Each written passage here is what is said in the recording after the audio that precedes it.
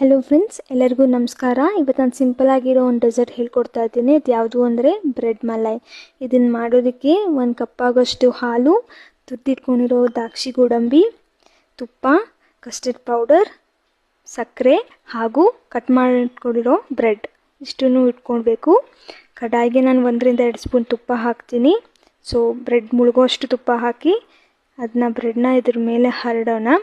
ಆದಷ್ಟು ಲೋ ಫ್ಲೇಮಲ್ಲಿ ಇಟ್ಕೊಂಡು ಮಾಡೋದ್ರಿಂದ ಸೀದೋಗಲ್ಲ, ರುಚಿಕರವಾಗೂ ಬರುತ್ತೆ. ಸೊ 2 ಕಡೆನೂ ನಾವು ಟೋಸ್ಟ್ ಮಾಡೋಣ. ತುಪ್ಪ ನಾವು ಎಷ್ಟು ಹಾಕ್ತೀವೋ ಅಷ್ಟು ಟೇಸ್ಟ್ಫುಲ್ಲಾಗಿರುತ್ತೆ ಇದು. ಇವಾಗ ನಾನು 2 ಕಡೆನೂ ಆಲ್ಮೋಸ್ಟ್ ಎಲ್ಲ ರೋಸ್ಟ್ ಆಗಿದೆ. ನಾನು ಇದನ್ನು ಒಂದು ಸಪ್ರೇಟ್ ಪಾತ್ರೆಗೆ ಎತ್ತಿಟ್ಕೋತಾ ಇದ್ದೀನಿ. ಹಾಗೆ ಅದೇ ಕಡಾಯಿಗೆ ನಾನು ತೊಗೊಂಡಿರೋಂಥ 1 ಕಪ್ ಹಾಲು ಕೂಡ ಹಾಕ್ತಾಯಿದ್ದೀನಿ. ಹಾಲು ಜೊತೆ ಆಲ್ರೆಡಿ ಸಕ್ಕರೆ ಮಿಕ್ಸ್ ಇರೋದ್ರಿಂದ ನಾನು ಡೈರೆಕ್ಟಾಗಿ ಕಸ್ಟರ್ಡ್ ಪೌಡರ್ ಹಾಕಿ ಲಮ್ಸ್ ಬರ್ದಿರೋ ಥರ ಅದನ್ನ ಮಿಕ್ಸ್ ಮಾಡ್ಕೊತಾ ಇದ್ದೀನಿ. ಹಾಲು ಕಾದ ನಂತರ ನಾವು ಎತ್ತಿಟ್ಕೊಂಡಿರೋ ಬ್ರೆಡ್ ಮೇಲೆ ಹಾಲನ್ನ ಹಾಕ್ಕೊಳ್ಳೋಣ.